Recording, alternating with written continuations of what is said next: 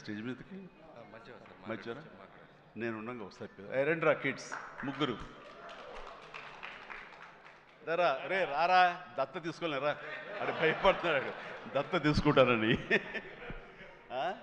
ఖుషి and ఊహా please. ఆ సినిమాలో ఒక డైలాగు క్లారిటీగా చెప్పలో అది మిస్ అయింది. దత్త తీసుకోండి సార్, చెర్రీకి పక్కన కర్రీగా పడి ఉంటాను అంటాడు. నా ఒర్రి మొదలవుద్దురా వద్దు అలాగా.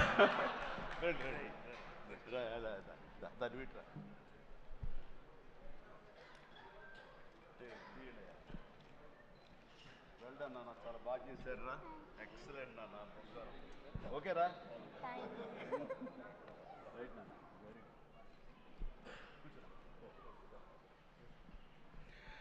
రైట్ అండి. అందరికీ నమస్కారం. ఎక్కడెక్కడి నుంచో వచ్చారు అండ్ మీ ఆనందంలో ఆ సక్సెస్ ప్రత్యక్షంగా చూస్తున్నాను. మొట్టమొదటగా ఇంత పెద్ద సక్సెస్ ఇచ్చి గత వైభవాన్ని మళ్ళీ పునరావృతం చేసినటువంటి మాకు ఇంత ఆనందాన్ని పంచించేటువంటి తెలుగు ప్రేక్షకులు ఈ యావత్ ప్రపంచంలో ఎక్కడ ఉన్నా సరే వారందరికీ మనస్ఫూర్తిగా శిరస్సు వంచి నేను నా ధన్యవాదాలు తెలియజేస్తున్నాను. రిలీజ్ అయిన 4వ రోజో 3వ రోజో సరే ఇంట్లో నేను మామూలుగా క్యాజువల్ డ్రెస్ తోటి ఏదో టీవీలు చూస్తూ కూర్చుంటున్నాను.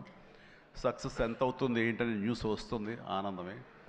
చాలా హుషారుగా సుష్మిత లోపలికి వచ్చేసి, డాడీ ఇది వింటున్నావు కదా ఎంత బాగుందో అని అంటే, ఏసమ్మా ఏం డల్గా ఉన్నావేంటి, నీకు అఫ్కోర్స్ నీకు సక్సెస్ మామూలే కదా, 47 ఏళ్ళ బట్టి అనుభవిస్తున్నావు కాబట్టి పెద్ద కొత్త ఏం కాదు, కానీ మాకు మాత్రం చాలా ఎక్సైటింగ్ ఉందంటే, మరమ్మ కూర్చో, నువ్వు చిన్నప్పటి నుంచి అన్నం తింటున్నావు కదా అని అన్నం ఇవాళ తినమంటే బోరు కొట్టుతుంది నేను తిన్నంటావా?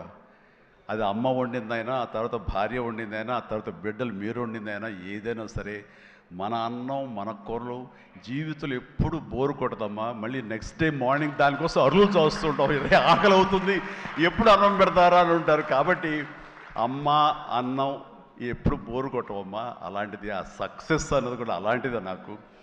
ఎందుకంటే అది సీనియారిటీతోటో లేదా సీజన్ అయిపోవడంతోటో అండ్ మెచ్యూరిటీ రావడంతో ఏదో ఒక్కొక్కళ్ళు ఒక్కొక్కలాగా స్పందిస్తాం తప్ప దీని లోపల మీరందరూ ఎంత ఎగ్జిబిట్ చేసుకుంటున్నారో, ఎంత బయటికి అందరూ చెప్పుకుంటున్నారో అండ్ విజయోత్సవంగా మీరందరూ సాహు అనిల్ ఇలా తిరిగి మీరందరూ ఇది ఆస్వాదిస్తున్నారో అంతకంతా నేను మనసులో ఆస్వాదిస్తుంటాను. మా ఒకసారి అనిపిస్తుంటే అంత అదృష్టవంతులు వీళ్ళు వెళ్ళిపోయి అందరితో ఇంటరాక్ట్ అవుతూ ఈ సక్సెస్ని ఇలాగ అందంగా మన అందిపుచ్చుకొని తిరిగి ఆస్వాదిస్తున్నారు. ఆ అవకాశం నాకు లేదు కదా అంటే ఎంతో బాధపడుతుంటే అది ఆ బాధ మౌనం కనిపించిందో కానీ ఇంకోటి కాదు.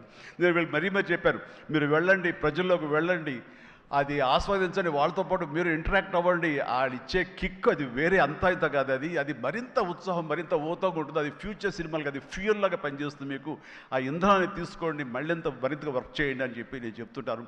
అందరూ వెళ్ళే ముందు నాకు చెప్పాడు వెళ్తానని, గో హెడ్ అన్న.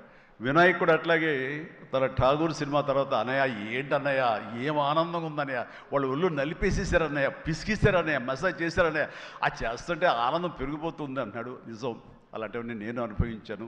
అది నిజంగా అవసరం. ఈ రోజున అలాంటి ఉత్సాహం చాలా సంవత్సరాల తర్వాత మళ్ళీ ఆ స్టేజ్ మీద ఎప్పుడో 2-3 దశాబ్దాల ముందు ఇలా ఇచ్చిపుచ్చుకోవటాలు, షీల్డ్స్ ఇచ్చిపుచ్చుకోవటాలు అనేవి మనం ఎప్పుడు చూడలేదు. అలా ఎగ్జిబిటర్స్కి, బయ్యర్స్కి, డిస్ట్రిబ్యూటర్స్కి ఇలా మా చేతుల మీదుగా స్టేజ్ మీద ఈ రకమైన కళకళలాడుతూ జరుగుతుంటే కనుక వా గత వైభవాన్ని మళ్ళీ